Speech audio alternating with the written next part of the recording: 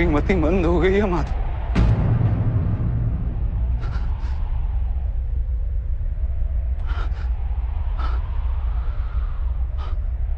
मेरे अंग अंग कांप रहे हैं।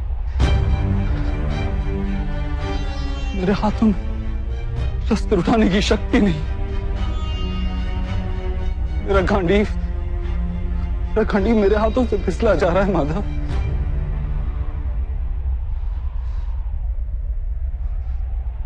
मुझे केवल भयानक विनाश दिखाई दे रहा है, केवल भयानक विनाश।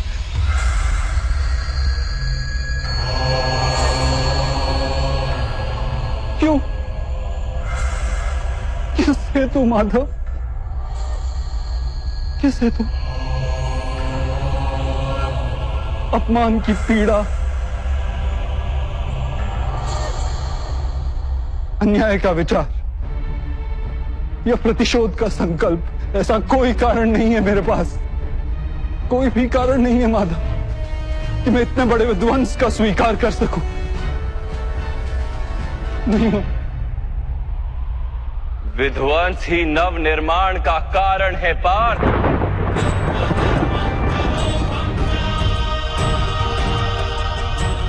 पौधे की एक डाली काटी जाए तो दो डालियां जन्म लेती। तुम आज के विध्वंस से क्यों भयभीत होते? कल पुनः नवनिर्माण होगा, क्या ये सत्य नहीं जानते?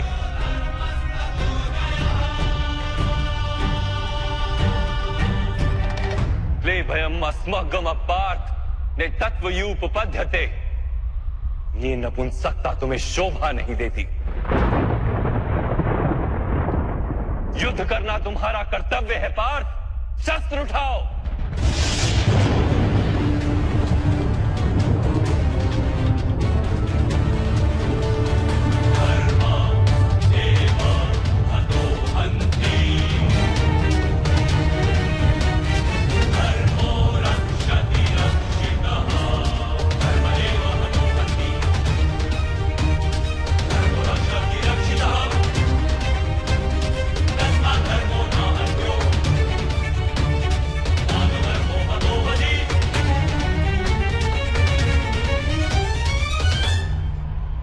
किस प्रकार शस्त्र उठाऊं माधव?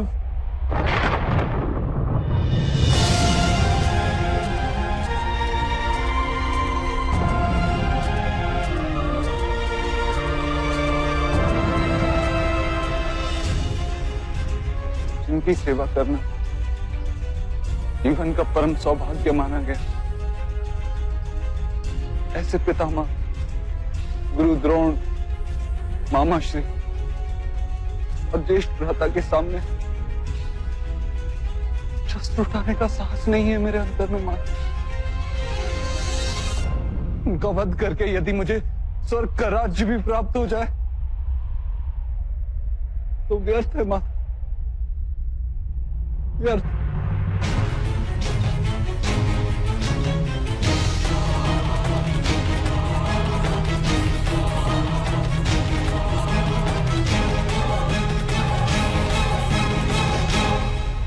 माता, मनुष्य जीता है अपने भविष्य को सोच के। मैं इन सैनिकों को भी देखता हूँ माता, इन लाखों सैनिकों को देखता हूँ, मुझे ध्यान आता है कि युद्ध के उपरांत लाखों स्त्रियां विधवा हों, लाखों बच्चे अनाथ होंगे। कल जब समाज के नियम टूटेंगे तो परंपरा का शिक्षण देने वाला कोई नहीं होगा। वेदों का ज्ञान लुप्त हो जाएगा माता, गुरुकुल नष्ट हो जाएगा, आर्यवर्त की सुरक्षा नष्ट हो जाएगी, सब नष्ट हो जाएगा माधव, सब नष्ट हो जाएगा।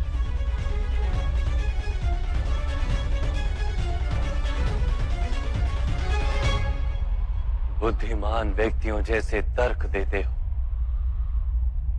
किंतु वास्तव में मूर्खतापूर्ण बातें करते हो पार्थ। क्या नष्ट हो जाएगा? वृक्ष के कुछ पत्ते झड़ जाएं या नहीं उगाएं, उसे आनंद या दुख का कारण नहीं कहा जाता। पत्तों के जन्म का उद्देश्य और उनके जीवन का अर्थ केवल वृक्ष को जीवित रखना होता है, वैसे मनुष्यों के जन्म और जीवन का कारण वास्तव में समाज का सुख। समाज संसार के लिए और ये सारा संसार सृष्टि के लिए और ये सारी सृष्टि स्वयं परमात्मा के लिए है पार्थ। जो इस तथ्य को जान लेता है उसे धर्म का मार्ग सदा ही स्पष्ट दिखाई देता है। हाँ पार्थ, इस युद्ध में विध्वंस होगा, अवश्य होगा।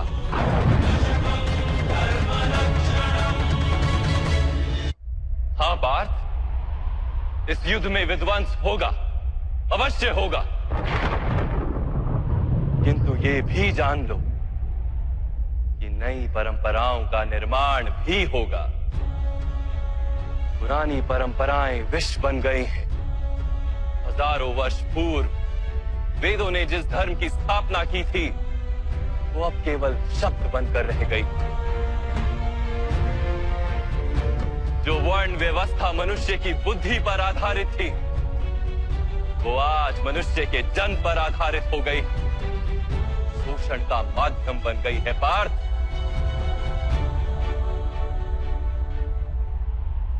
पुरानी व्यवस्थाएं टूटेंगी, नई व्यवस्था का जन्म होगा। पुराना धर्म नया रूप लेकर प्रकट होगा।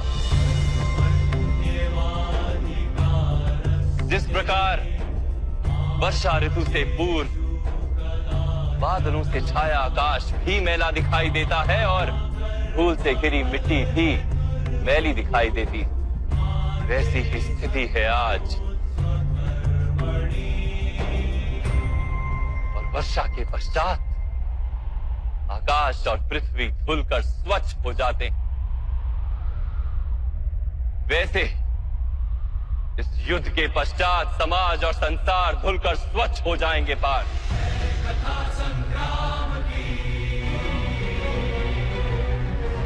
इस युद्ध के पश्चात ये संसार और समाज भी स्वच्छ हो जाएगा। इसलिए मोह का त्याग करो पार्थ, समग्र संसार के लाभ का विचार करो। शस्त्र उठाओ और युद्ध करो, शस्त्र उठाओ और युद्ध करो, युद्ध करो।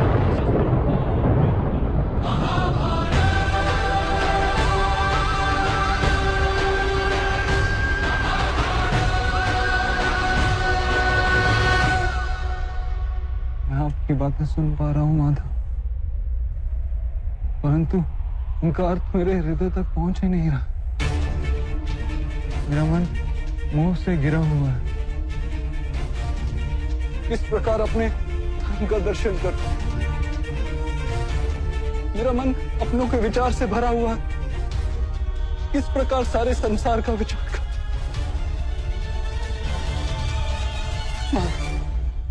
आपने कहा था कि आप मेरे रथ को उचित दिशा में ले चलेंगे।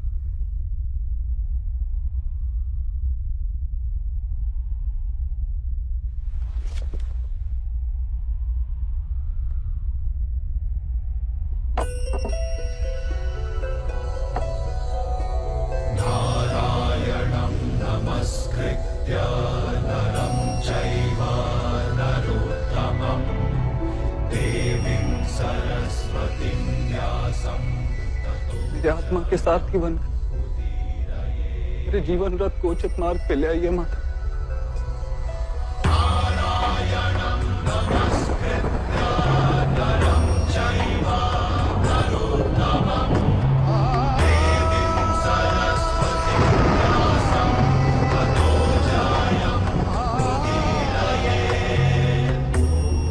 ऐसा क्या जानने से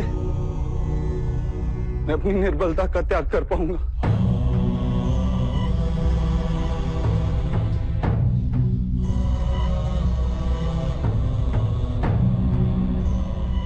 पार्थ,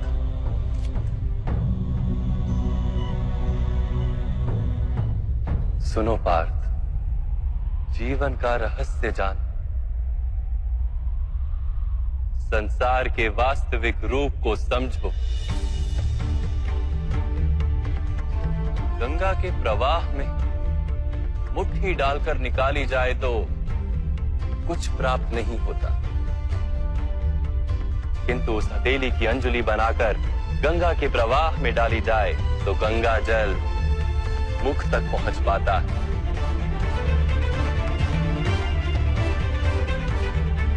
विचार करो पार्थ,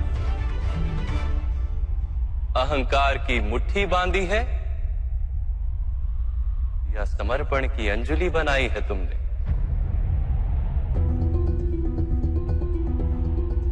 इस ज्ञान को ग्रहण कर पाओगे?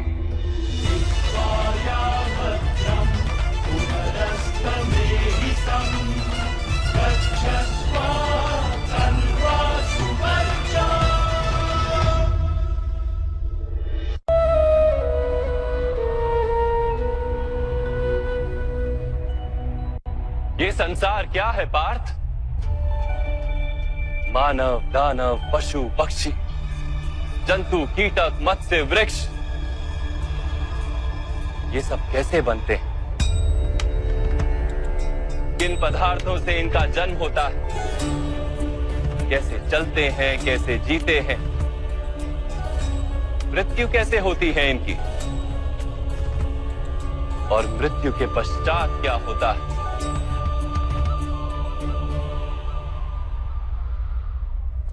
इस रहस्य का विचार करो। मनुष्य की देह मिट्टी से बनी है माता।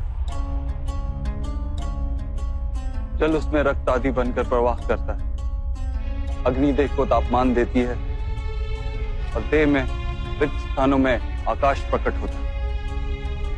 अर्थात धरती, वायु, जल, अग्नि और आकाश, इन पंच महाभूतों से ही शरीर का निर्माण हो।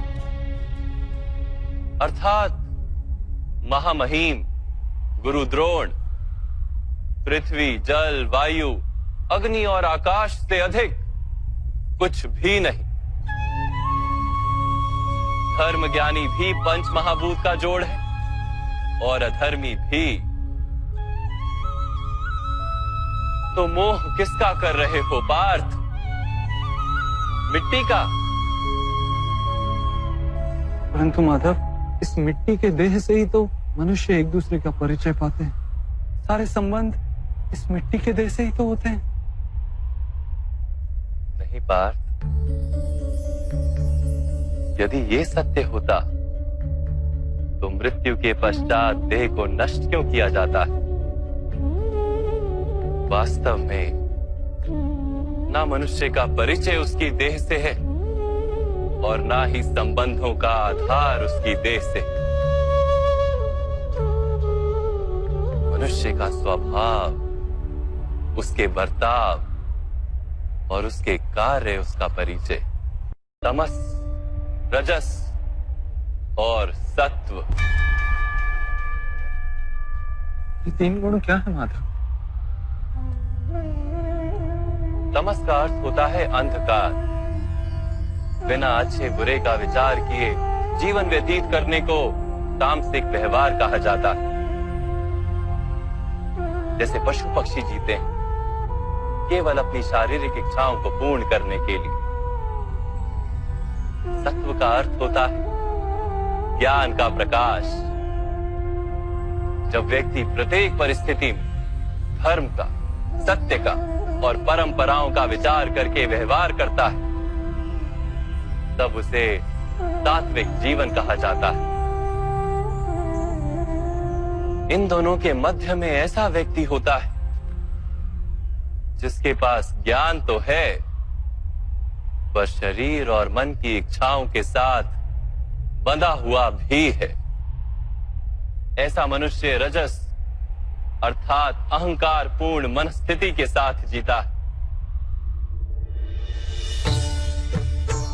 तमस, रजस तथा सत्व गुणों के अधिक या कम मात्रा के मेल से ही मनुष्य का स्वभाव बनता है।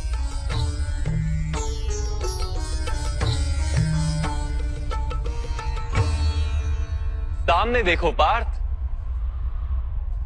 इन सब में तुम्हें कौन से गुण दिखाई देते हैं?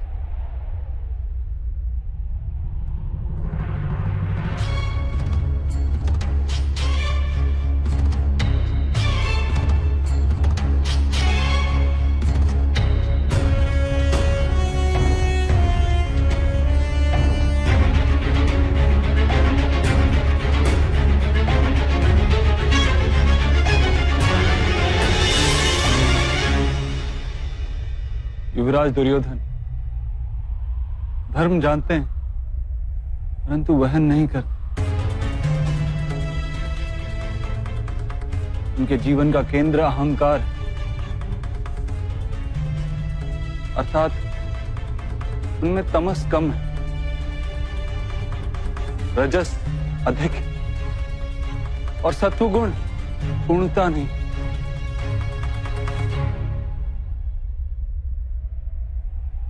और इस ओर राजकुमार दुशासन, इन्होंने सदैव अपने ज्येष्ठ भ्राता का आदेश माना बिना विचार, अर्थात इनमें केवल तमस। महामहिम को भी देखो पार्थ, सत्व के साथ तमस का मेल है, अहंकार नहीं है, किंतु पुरातन धर्म, पुरानी परंपराओं और प्रण के साथ बंधे, आवश्यकता होने पर भी अपना प्रण नहीं तोड़ सकते।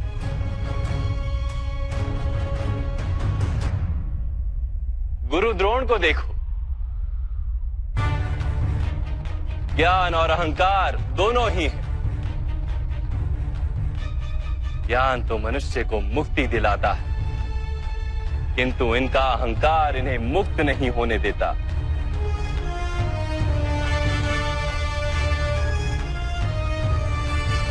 परंतु माधव,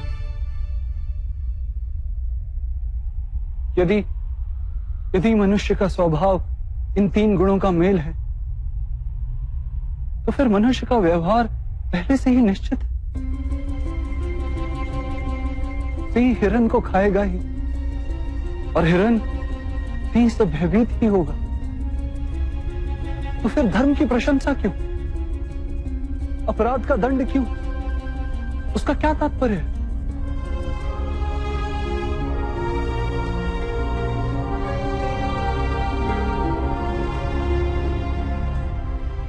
उत्तम प्रश्न है पार्थ, किंतु पहले मनुष्य क्या है ये तो जान लो।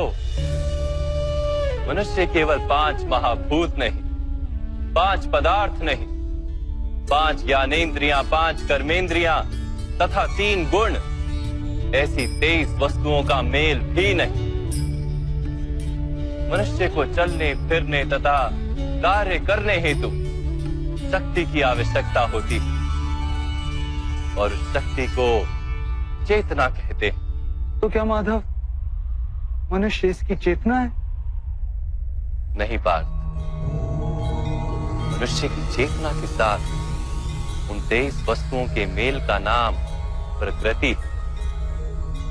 24 वस्तुओं से बने मनुष्य नामक यंत्र में वास करता है पुरुष, अर्थात परमात्मा का अंश। उसे आत्मा कहा गया है। जब प्रकृति और पुरुष का मेल होता है, अर्थात जब परमात्मा का अंश आत्मा बनकर देह में वास करता है, तब मनुष्य जीवित होता है। यह आत्मा क्या है माधव, और इसे जानने का क्या उपाय? मनुष्य जैसे रथ का उपयोग करता है, वैसे ही आत्मा शरीर नाम के इस यंत्र का उपयोग करती है। शरीर के माध्यम से शरीर के सुख दुख का उपभोग करती है, किंतु आत्मा शरीर नहीं पार्थ। शरीर का नाश किया जा सकता है, किंतु आत्मा का नाश नहीं किया जा सकता। नैनं छिन्दन्ति शस्त्राणि नैनं दहति पावका, न चैनं क्लेदयन्त्यापो न शोष्यति मारुतः। आत्मा ना शस्त्रों से छेदी जा सकती और ना ही अग्नि से जलाई जा सकती। ना जल उसे निर्बल कर सकता है और ना ही पवन उसे सुखा सकती। आत्मा शरीर में रहते हुए भी अमर। न हन्यते हन्यमाने शरीरे।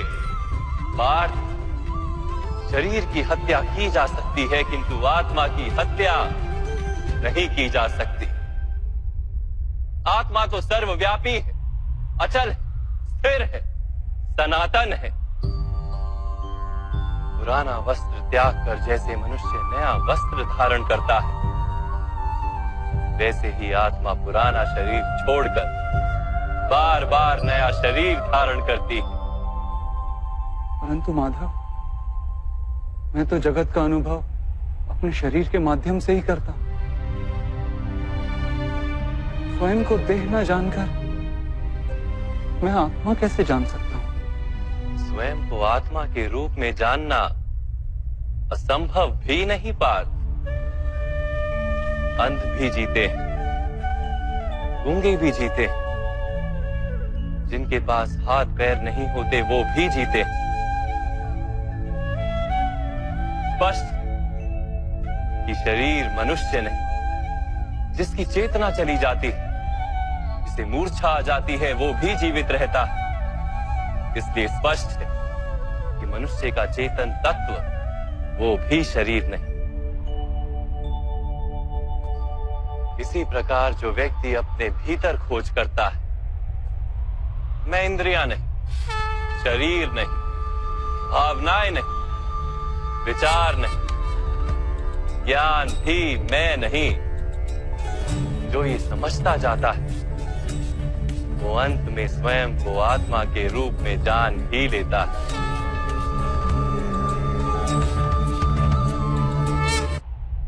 यह आत्मा का क्या कार्य है माधव? जब पर ब्रह्म के भाग हुए, पुरुष तथा प्रकृति बने, तब पुरुष अर्थात परमात्मा के अंश ने आत्मा बनकर प्रकृति की प्रत्येक वस्तु में वास किया। उस आत्मा को मोह तथा अंधकार ने घेर लिया पार। उस मोह निद्रा से जागृत होकर स्वयं को परमात्मा का अंश जानना ही आत्मा का कर्तव्य, उद्देश्य और जीवन कार्य। परंतु माधव, यदि हर आत्मा परमात्मा का अंश है, तो क्या उन्नति और अवगति स्वयं परमात्मा कर रहे? जिस प्रकार कीचड़ में पड़ा रत्न चमकता नहीं, वैसे ही प्रकृति के 24 पदार्थों से घिरी आत्मा को विस्मरण हो जाता है कि वो परमात्मा का अंश है। अधिकतर आत्माएं अपनी देह को ही सब कुछ मानती हैं, स्वयं देह से भिन्न है ये जान ही नहीं पाती। शरीर को जो सुख, दुख, स्वाद, गंध आदि का अनुभव होता है, उसे अपना अनुभव मान लेती है और बदलाव का प्रयास ही नहीं करती।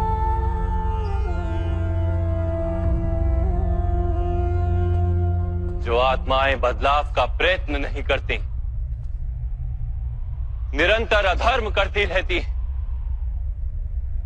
उन्हें जागृत करने के लिए दंड देना अनिवार्य है।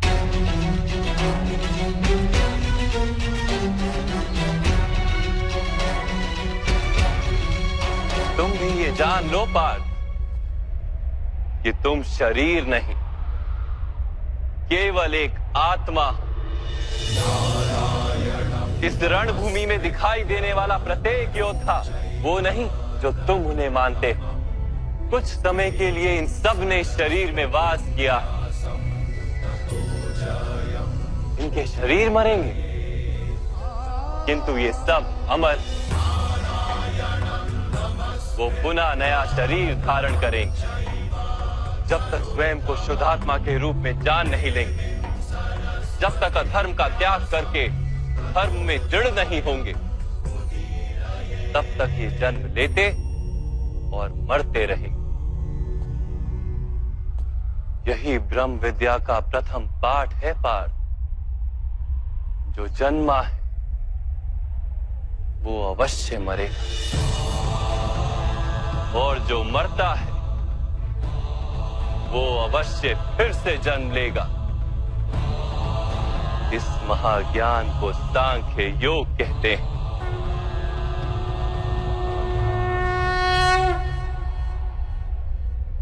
धर्म और अधर्म क्या है माधव? जिस मार्ग पर चलकर मनुष्य स्वयं को आत्मा के रूप में देखता है, परमात्मा के अंश के रूप में स्वयं को जानता है, उस मार्ग को धर्म कहते हैं।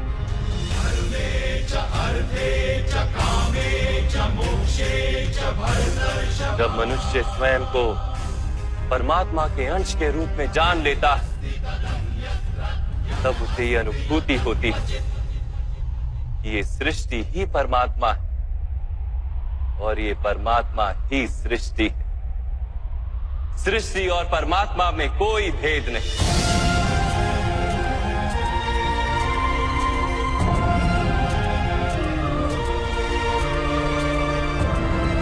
जो मनुष्य ये जान लेता है वो दूसरे मनुष्यों और प्राणियों की ओर निर्दयी और कठोर नहीं होता। वो ये जानता है कि जीव कटने से पीड़ा केवल जीव को नहीं होती, उसकी अनुभूति समग्र शरीर को होती। वैसे एक मनुष्य को पीड़ा होती है तो समग्र संसार उस पीड़ा का अनुभव करता है। जब तक संसार में एक मनुष्य भी पीड़ित है, तब तक वास्तव में किसी का भी सुख संपूर्ण नहीं। जानने पर मनुष्य का मन करुणा से भर जाए, उसे धर्म कहते हैं।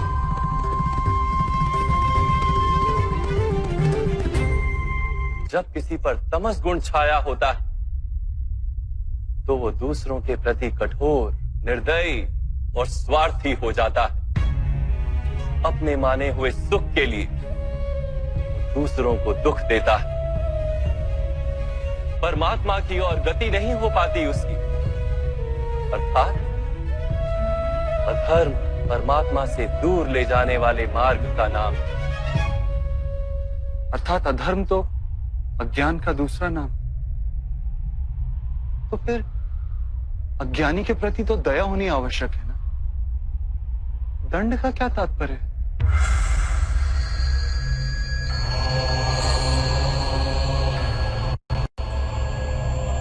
अज्ञानी जब ज्ञान का मूल्य जानने को सजना, ज्ञान पर दृष्टि डालने को भी सजना, तब दंड ही दया है।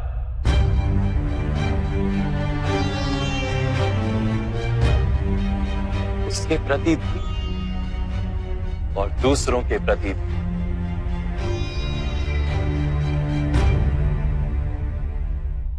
सृष्टि की गति सदा ही परमात्मा की ओर हो, यह अनिवार्य है। किंतु कभी कभी ऐसी स्थिति उत्पन्न हो जाती है कि अज्ञान, मोह और अधर्म बढ़ जाता है। संसार से धर्म लुप्त हो जाने का भय उत्पन्न हो जाता है। संसार से जब धर्म लुप्त हो जाता है, करुणा भी नष्ट हो जाती है और सत्य भी नष्ट हो जाता है। आने वाली पीढ़ियों को धर्म प्राप्त हो सके, इसके लिए आज अधर्मियों का नाश करके धर्म की पुनः स्थापना करना अनिवार्य है।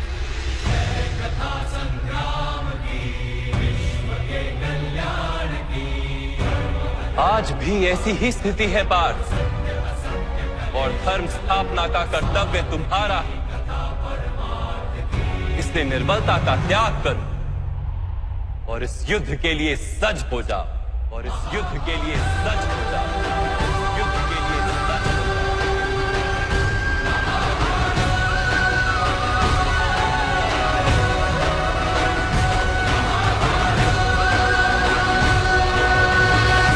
परंतु मेरे हाथों हत्याएं होंगी माधव। मेरे कारण किसी के प्राण जाएंगे तो मेरे अंतर की करुणा का नाश नहीं हो जाएगा? और यदि धर्म का आधार करुणा है तो क्या मेरी आत्मा धर्मी नहीं हो जाएगी?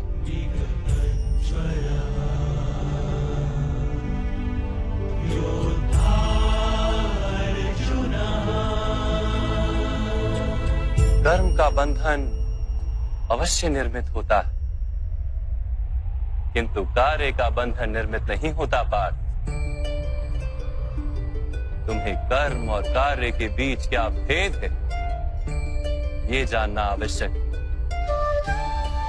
सभी कर्म कार्य, किंतु सभी कार्य कर्म नहीं। कर्म उस कार्य को कहते हैं जिसके साथ फल की आशा जुड़ी। मनुष्य जब भी सुख की, संपत्ति, प्रशंसा की आशा रखकर कोई कार्य करता है तो वो उस कार्य के फल से बंध जाता है। जब किसी कर्म को फल की आशा से किया जाए तो उसे सकाम कर्म योग कहते हैं, और जब किसी कर्म को बिना किसी फल की आशा से किया जाए तो उसे निष्काम कर्म योग कहते हैं। इसी कारण से उसे बार बार जन्म लेना पड़ता है। वास्तव में मनुष्य को कोई कर्म नहीं बांधता, उस कर्म से जुड़ी आशाएं उसे बांधती।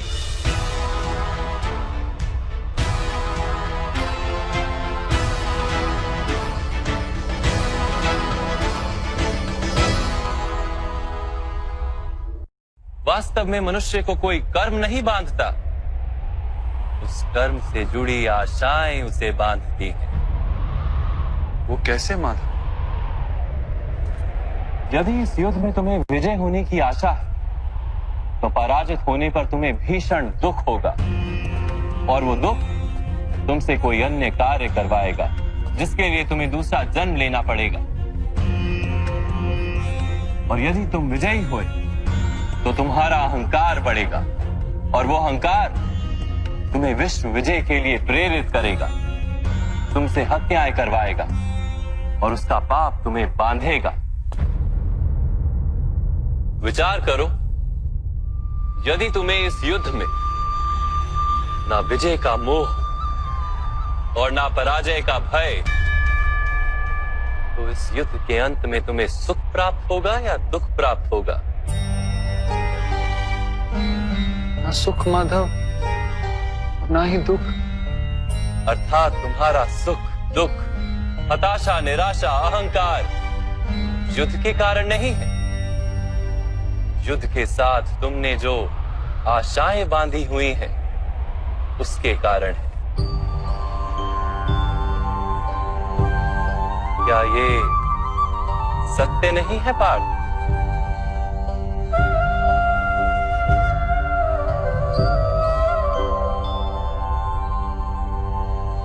सुख दुखे समे कृत्वा लाभा लाभो जया जयो ततो युद्धाय युज्यस्व नैवं पाप मवाप्स्यसि। अर्थात सुख दुख को समान मानकर लाभ हानि जय पराजय का विचार किए बिना यदि तुम युद्ध करोगे कौन्तेय, तो तुम पाप के भागी नहीं बनोगे। इसी को कर्म योग कहते हैं। जो सांख्य का ज्ञान प्राप्त कर लेता है वो ये जान लेता है कि वो शरीर नहीं, केवल एक आत्मा है। शरीर के भोग और अनुभव तो केवल मृत्यु तक है, अर्थात वास्तविक नहीं, केवल माया है। उसके लिए कर्मयोगी बनना सरल हो जाता है। परंतु माधव, यदि कार्य से बंधन निश्चित है तो क्या संसार का त्याग करके संन्यास लेना उचित नहीं? इसी विचार का परिणाम है कि आज ये युद्ध हो रहा है पार्थ।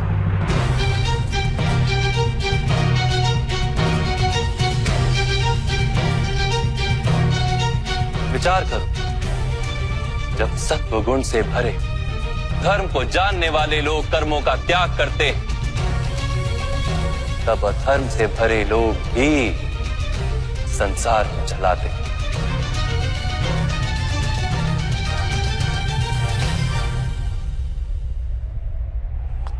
यदि महामहिम ने संसार का त्याग ना किया होता तो आज अधर्म इतना बढ़ता ही नहीं।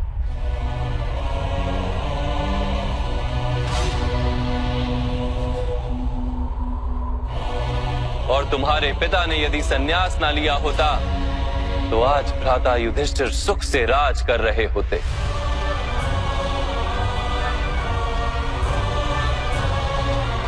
और अपनी प्रजा को न्याय और धर्म का ज्ञान दे रहे होते। किंतु दुखदायक बात तो यह है पार्थ कि सत्वगुण से भरे मनुष्य ही संसार को लाभ दे सकते हैं, किंतु वो ही संन्यास का विचार करते हैं। जैसे जल तो भाप बनकर उड़ जाता है और कीचड़ वहीं पड़ा रहता है, वैसे सत्वगुणी सज्जन लोग तो संसार का त्याग कर देते और तमस से भरे अधर्मी लोग संसार में कार्य करते हैं। इसी कारण से संसार में पाप और अधर्म बढ़ता है।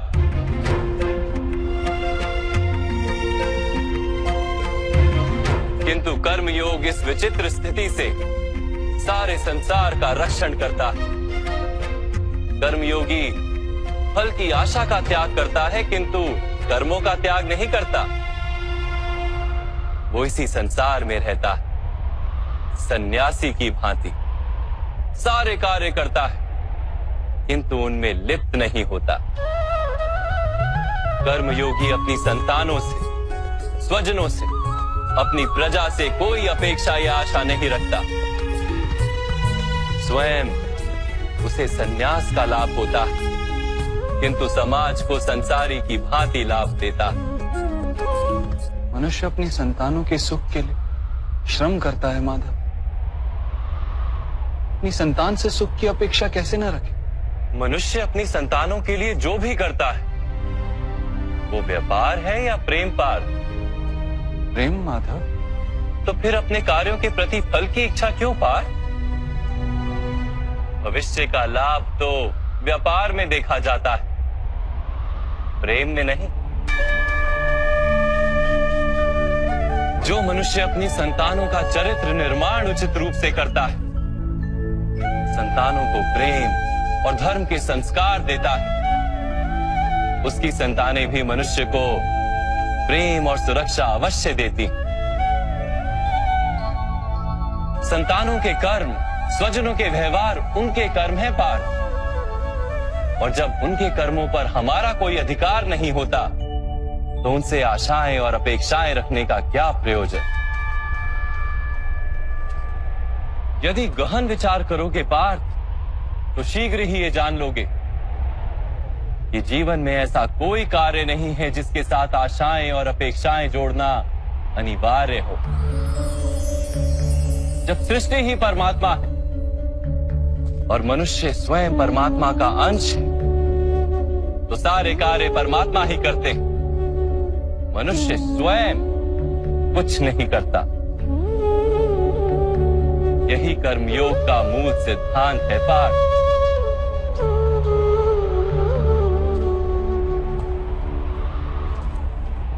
तुम्हें भी कर्मयोगी बनकर ये युद्ध करना आवश्यक है पार्थ। त्रिगुणिया विश्या वेदा निस्त्रिगुण्यो भवार्जुना निर्द्वंद्वो नित्य तत्वस्थो निर्योग क्षेम आत्मवान। तीन गुणों का त्याग करके निर्गुण बन जाओ पार्थ। इस द्वंद्व से मुक्त हो जाओ। सदा सत्व अर्थात परमात्मा में बुद्धि लगाकर कर्तव्य का वहन करते रहो। कुछ प्राप्त करने की इच्छा और कुछ प्राप्त किए हुए का रक्षण करने का विचार त्याग दो पार्थ और अपनी आत्मा को स्वतंत्र कर।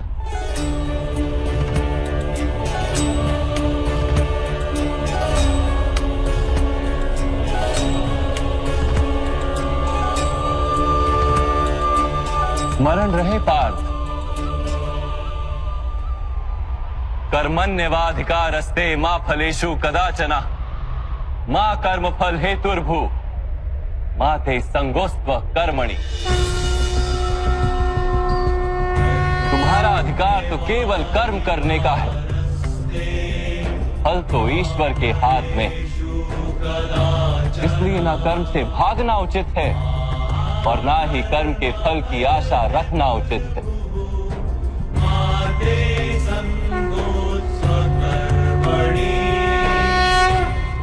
जो फल का त्याग कर दे परंतु कर्म का त्याग ना करे, ऐसे कर्म योगी को कैसे जाना जा सकता है माधव?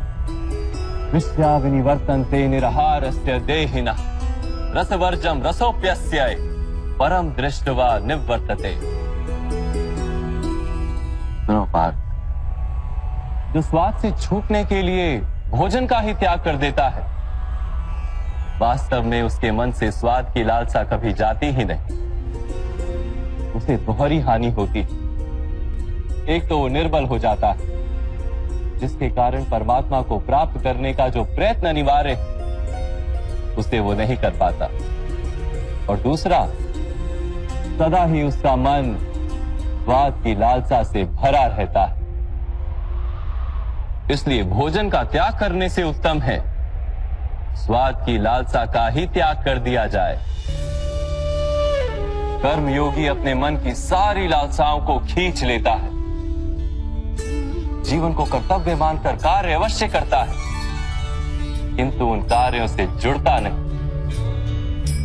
और बात, जो व्यक्ति अपने कार्यों से आशाएं और इच्छा नहीं रखता, उसी के कार्य पूर्ण होते हैं। एक असफलता से दुखी होकर जिसका मन डोलता नहीं, एक सफलता से आनंदित होकर जो स्वयं को सर्वश्रेष्ठ नहीं मानता, ऐसे ही व्यक्ति को कर्म योगी कहते हैं। और ऐसा व्यक्ति जीवन में बार बार सफल होता है।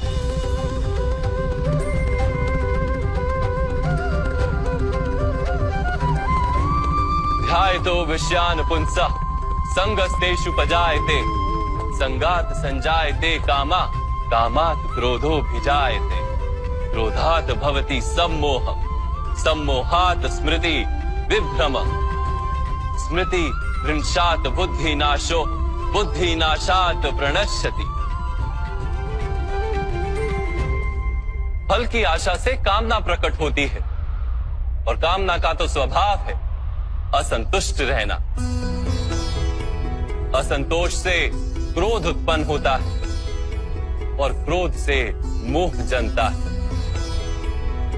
मोह के कारण व्यक्ति आचार और व्यवहार का ज्ञान ही भूल जाता है। ज्ञान के जाने से बुद्धि चली जाती है, अनुचित प्रकार के कार्य होने लगते हैं, और समाज ऐसे व्यक्ति का शत्रु बन जाता है, और अंत में ऐसे मनुष्य पूर्णतः पतन हो जाता है।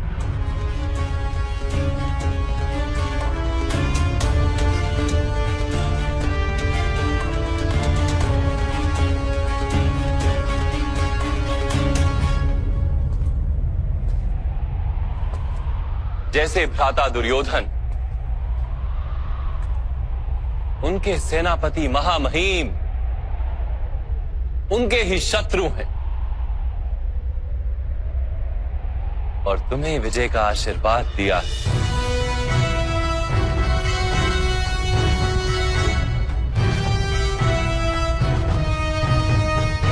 पार्थ, कर्मयोग ब्रह्म विद्या का दूसरा चरण है। परमात्मा में अपनी बुद्धि स्थिर करो, स्वयं को आत्मा जानो, मिथ्या बंधनों से मुक्त हो जाओ, और फल की आशा का त्याग करके केवल कर्म करते रहो।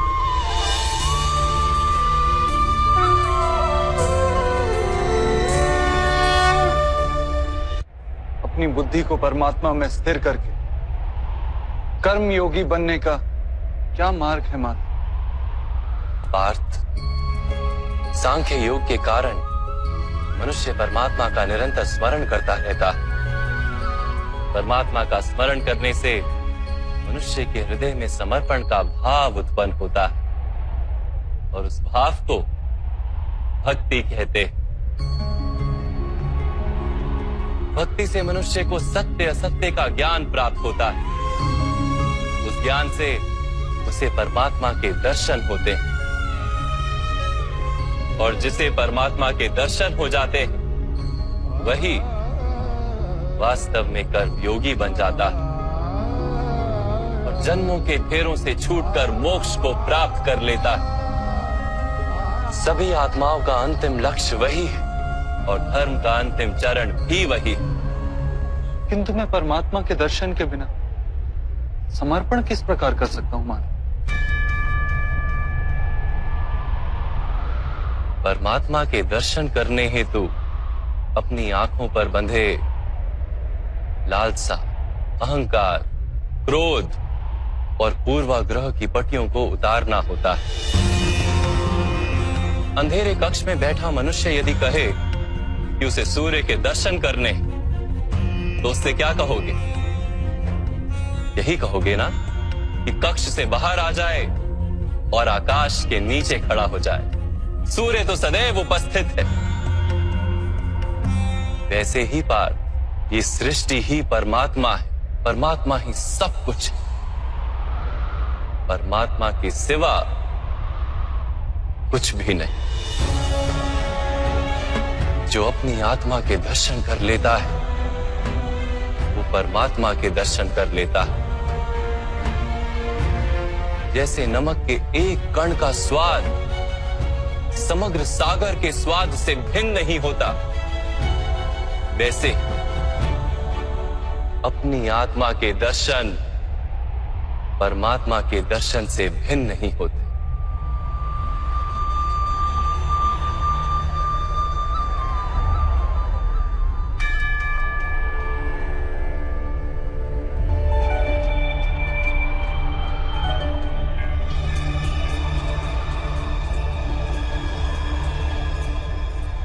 माधव, क्या आप भी परमात्मा हैं?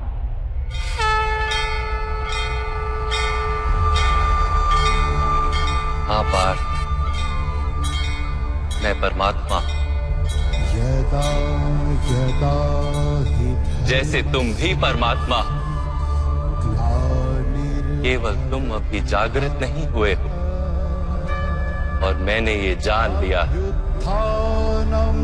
धर्मस्य तदात्मानं सृजाम्यहम्। माधव, आपके प्रति समर्पण ईश्वर के प्रति समर्पण क्यों नहीं है? अवश्य, मेरे प्रति समर्पण ही परमात्मा के प्रति समर्पण। सर्वधर्मान् परित्यज्य मामेक शरणम व्रज। सारे जगत का त्याग करके मेरी शरण में आ जाओ पार्थ। यदा यदा हि धर्मस्य मैं ही संसार हूं। मैं संसार का प्रत्येक कण हूं। मैं ही सूर्य हूं और मैं ही चंद्र हूं। मैं ही नक्षत्र हूं और मैं ही सभी ग्रह हूं। मैं सूर्य से भी अधिक पुरातन हूं और किसी वृक्ष पर खिली कली से भी नया हूं। मैं ही सारे मनुष्य हूं। मैं ही स्वर्ग और नर्क को धारण करने वाली शक्ति हूं। मैं ही दुर्योधन हूं और मैं ही अर्जुन भी हूं।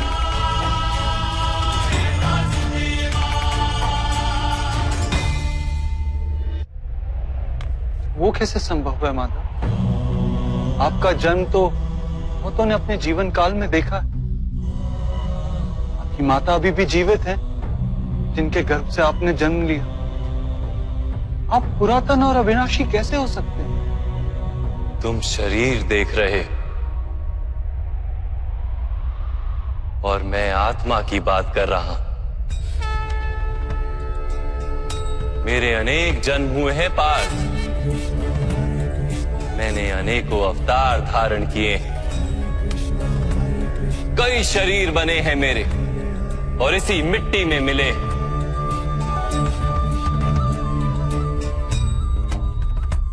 और आगे भी मैं बार बार जन्म लूंगा।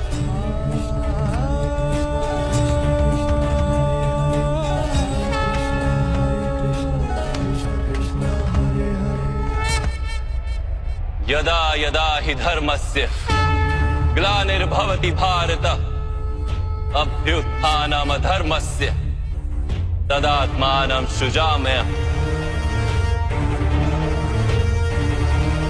परित्राणाय साधूनां विनाशाय च दुष्कृतां धर्म संस्थापनार्थाय संभवामि युगे युगे।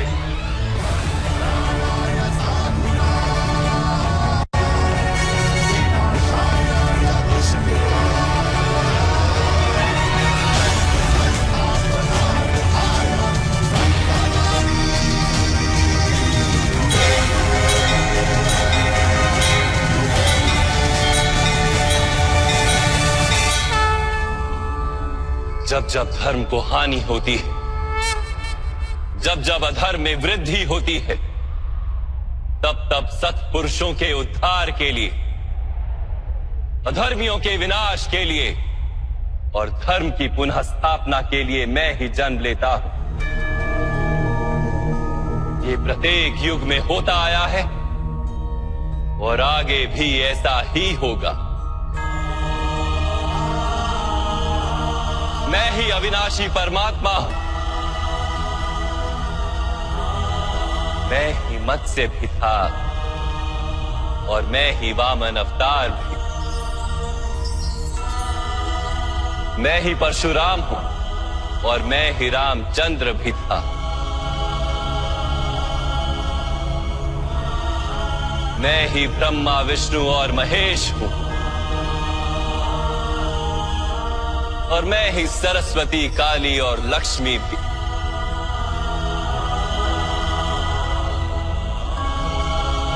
मैं ना पुरुष हूं, ना स्त्री हूं और ना ही नपुंसक। मैं ना शरीर हूं, ना शरीर के अंग हूं। मैं ज्ञान, सृष्टि, चैतन्य और पर ब्रह्म। मैं सब कुछ हूं और मैं कुछ भी नहीं।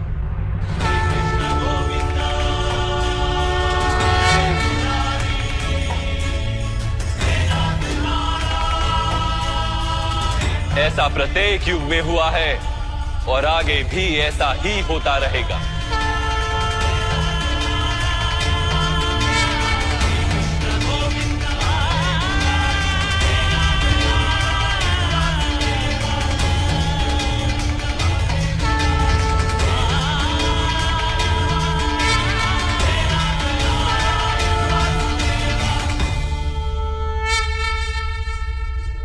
मैं कुछ भी नहीं हूं और मैं सब कुछ हूं। ऐसा प्रत्येक युग में हुआ है और आगे भी ऐसा ही होता रहेगा।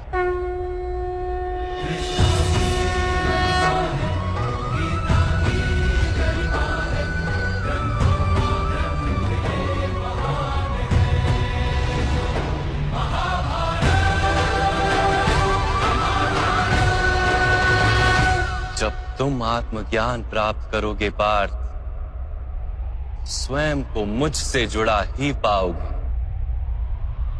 तब तुम भी मेरी ही भांति स्वयं को परमात्मा के रूप में देखोगे। किंतु उस पद को प्राप्त करने हेतु मेरे प्रति संपूर्ण समर्पण अनिवार्य है। समर्पण क्या है माता? समर्पण मन की ऐसी स्थिति का नाम जब मनुष्य अपने सारे संकल्पों का त्याग कर देता है,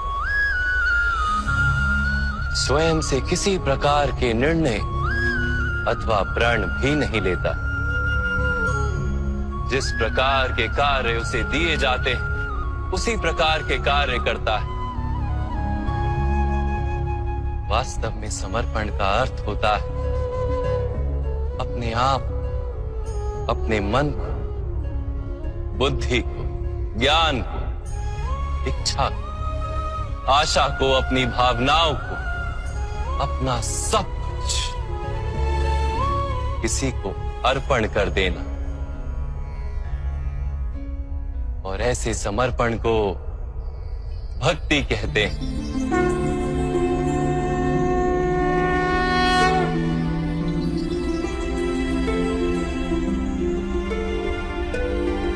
पत्नी का समर्पण पति की ओर होता है, एक योद्धा का समर्पण सेनापति की ओर होता है। एक शिष्य के हृदय में गुरु भक्ति होती है। क्या ये सारी भक्तियां एक समान? क्या सबको ईश्वर की प्राप्ति होती है? नहीं पार्थ, मनुष्य जिसके प्रति समर्पित होता है उसी के रूप में ढलने लगता है। उसके मन में कोई संदेह, कोई प्रश्न जन्म नहीं लेता। किसी दुष्ट के प्रति समर्पण उस मनुष्य के कार्यों को दूषित कर देता है। अंगराज कर्ण ने धर्म को जानते हुए भी द्यूत सभा में पांचाली को अपशब्द कहे थे। जब 5-5 पुरुषों के साथ संबंध रखती है, वैश्या होती है ऐसी स्त्रियां। उसका कारण था अंगराज का भ्राता दुर्योधन के प्रति समर्पण। इस युद्ध में उन्हें जो दंड मिलेगा वो किसी जन्म या जाति के लिए नहीं, अथवा एक दुष्ट के प्रति समर्पण के लिए उन्हें दंड मिलेगा। इसलिए हे धनंजय, समर्पण उत्तम के प्रति होना आवश्यक है। उसी से मनुष्य उत्तम बनता है। लोहे की माला से अपराधी बांधा जाता है, पीतल की माला से मंदिर के दीपक को बांधा जाता है, और सोने की माला को आभूषण बनाकर गले में धारण किया जाता है। पति भक्ति, स्वामी भक्ति, मित्र भक्ति, ऐसी अनेक भक्तियां होती हैं पार्थ, किंतु सबसे श्रेष्ठ भक्ति तो परमात्मा की भक्ति होती है।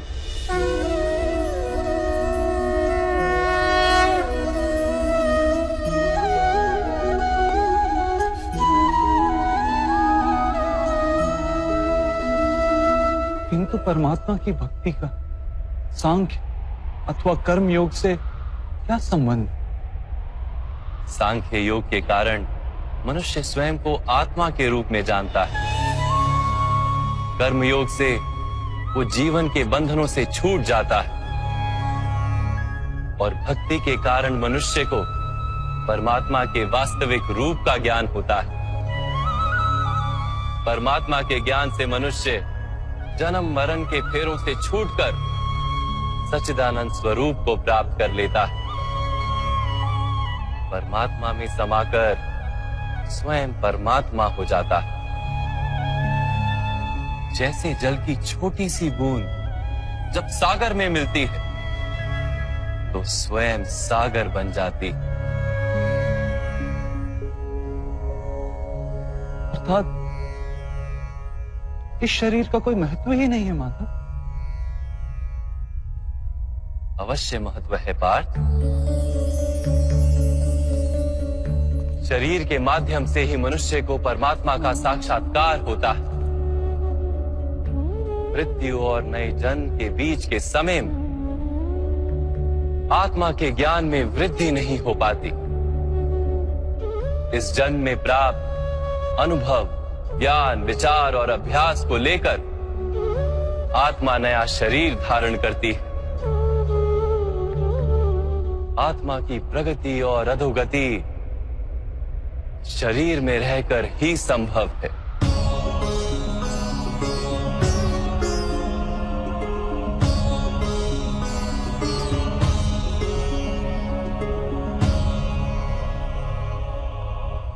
परंतु माधव, यहां उपस्थित व्यक्तियों का वध करके क्या हम उनके उद्धार की संभावना को नष्ट नहीं कर देंगे?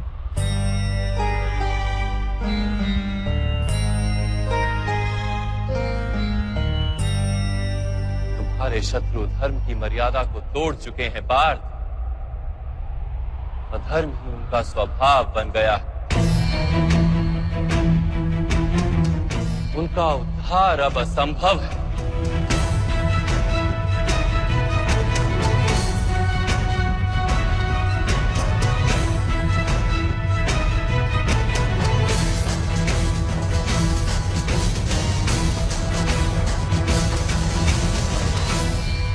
अपराधी को एक सीमा तक ही उद्धार का अवसर दिया जा सकता है। मैंने शिशुपाल के 99 अपराधों को क्षमा किया था, किंतु 100 अपराधों के पश्चात उसे दंड देना आवश्यक था। अपराधी को यदि अपराध करने दिया जाए तो उसका अधिक से अधिक पतन होता है।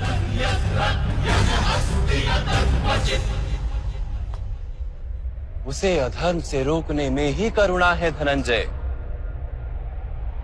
ये आत्माएं मरेंगी नहीं,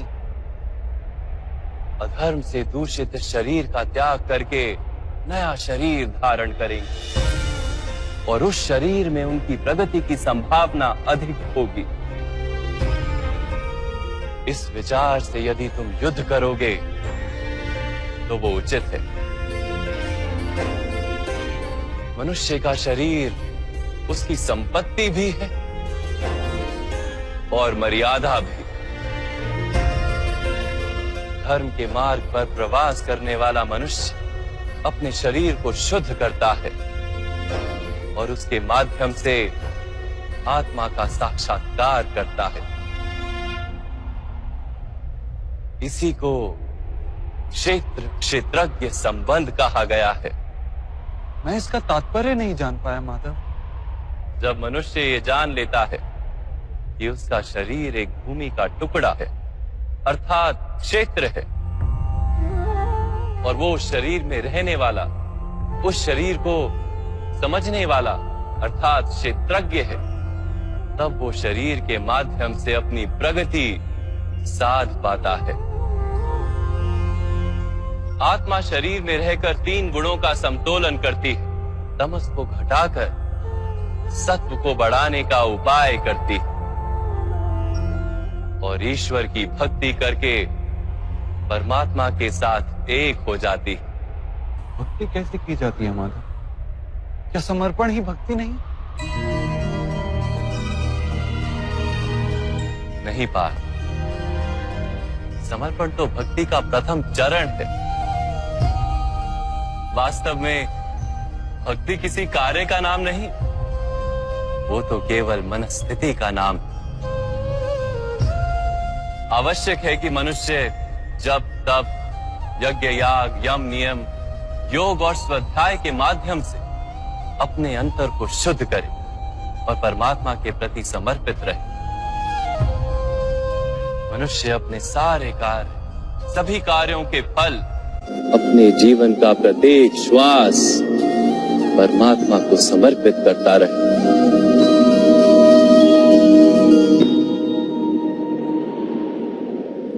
यदि भक्ति केवल मन की स्थिति, तो जब तब आदि का क्या महत्व है माधव? जैसे आज धोया हुआ पात्र कल पुनः मैला हो जाता है, वैसे ही मनुष्य का मन बार बार परमात्मा से विमुख हो जाता है। इसीलिए आवश्यक है कि जब तप और स्वाध्याय आदि के माध्यम से स्वयं को निरंतर ये स्मरण दिलाता रहे कि उसका जीवन परमात्मा के प्रति समर्पित है।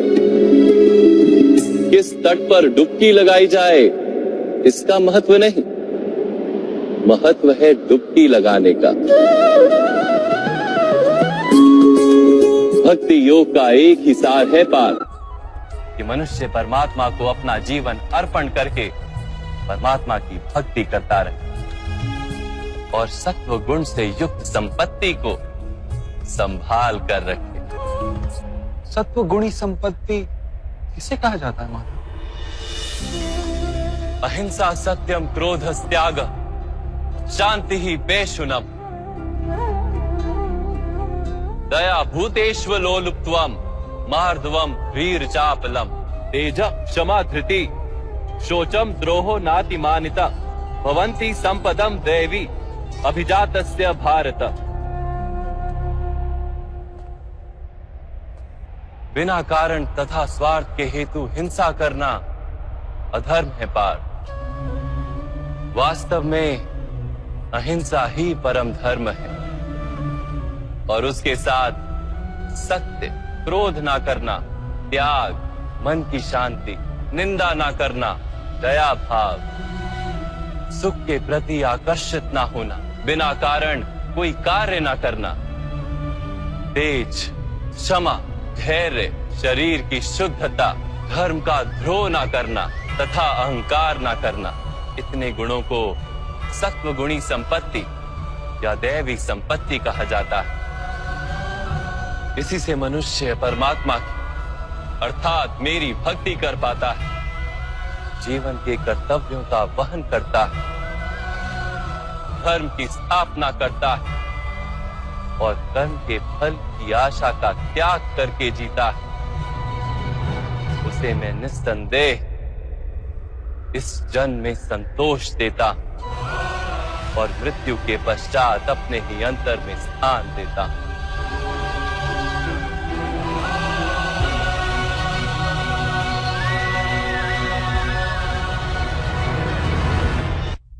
आपका रूप कैसा है माधव?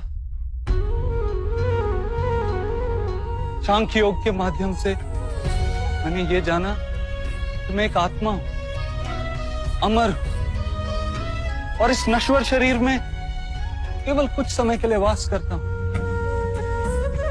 कर्मयोग के माध्यम से मैंने ये जाना कि जो फल की इच्छा का त्याग कर केवल कर्म करता है, उसे जीवन में शांति और सफलता प्राप्त होती है। भक्ति योग के माध्यम से मैंने आपके प्रति समर्पण का महत्व जाना।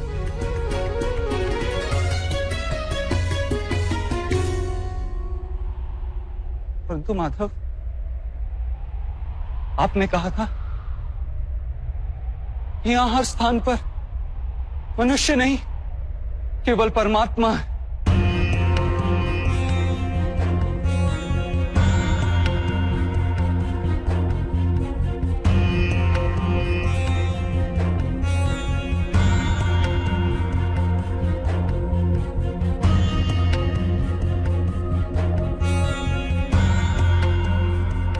किंतु अब भी मुझे यहां केवल मनुष्य दिखाई दे रहे, केवल मनुष्य मात्र।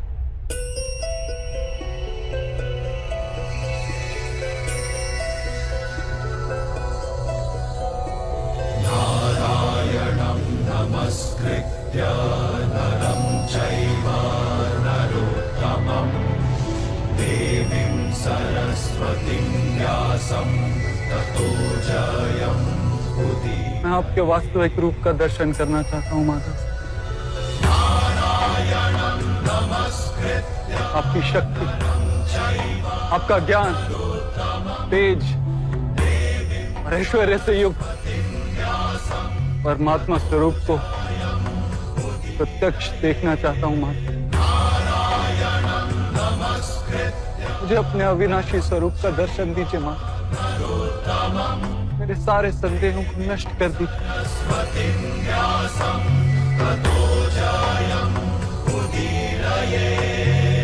मुझे दर्शन दीजिए मां।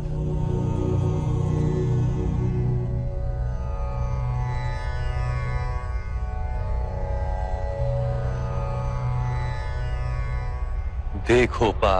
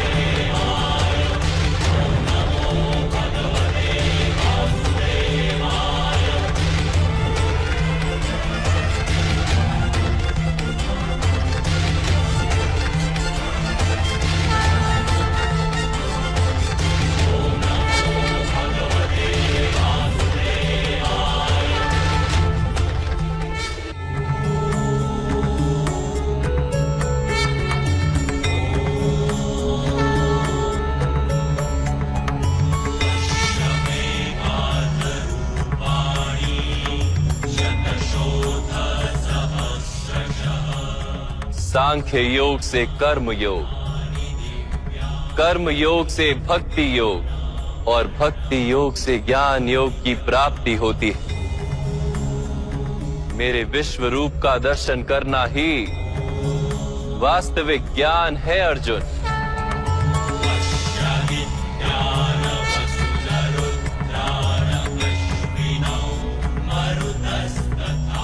यही एक ज्ञान जो विश्व में सारे ज्ञानों तथा विज्ञानों का आधार है। यही ज्ञान मुक्ति प्रदान करता है। देवताओं को भी जो दर्शन सरलता से प्राप्त नहीं होते, ऐसा वास्तविक रूप में तुम्हें दिखा रहा हूं अर्जुन।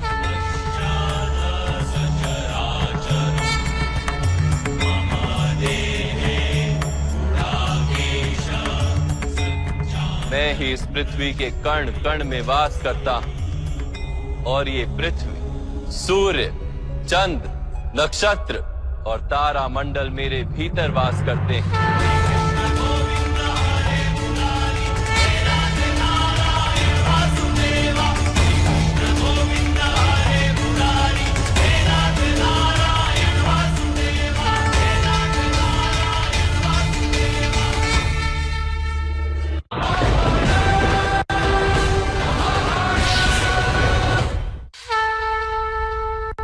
मैं ही सत्य हूं, मैं ही संपूर्ण हूं, मैं ही जीव और मैं ही शिव।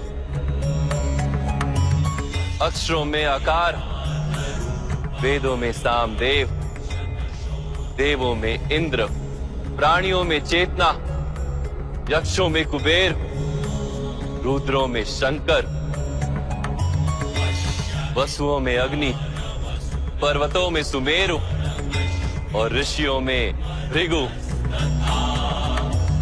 ध्वनियों में ओमकार, यज्ञों में जाप और वृक्षों में पवित्र पीपल, बुद्धि में स्मृति, मेधा, धृति और क्षमा मैं ही हूं। कीर्ति मैं ही हूं, गंधर्वों में चित्ररथ हूं, देवर्षियों में नारद और मुनियों में कपिल,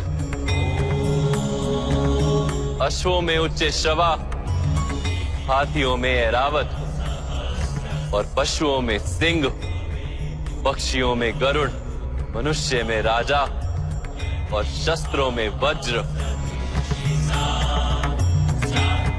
गायों में कामधेनु, सर्पों में वासुकी, शेषनाग, यमराज, वरुण देव और वायु भी मैं ही।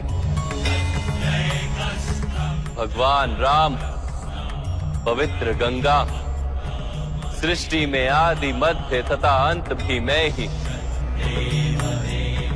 ब्रह्म विद्या, महाकाल और ब्रह्मा, प्रभाव, विजय, सत्व, निश्चय, दंड, शक्ति, नीति, मौन तथा तत्व ज्ञान भी मैं।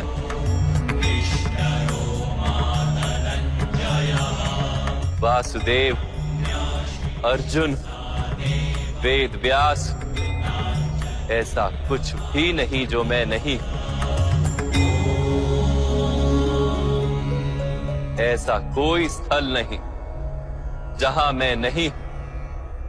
मैं ही समय हूं और मैं ही जीवन और मृत्यु हूं अर्जुन।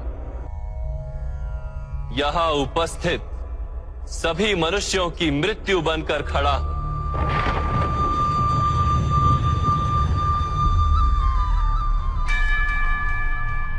तुम यदि शस्त्र नहीं उठाओगे तब भी मैं इन सब का वध कर दूंगा। इसलिए मोह का त्याग करो और अपने कर्तव्य को देखो। धर्म का भार उठाओ, गांडीव उठाकर शरसंधान करो।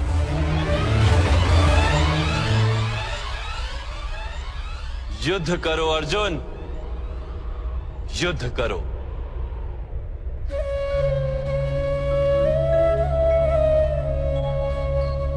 हे माधव, हे मधुसूदन, आज मेरे सारे संदेहों का नाश हो गया। कृपया अपने मनुष्य रूप में आ जाइए। मैं आपके प्रत्येक आदेश का पालन करूंगा।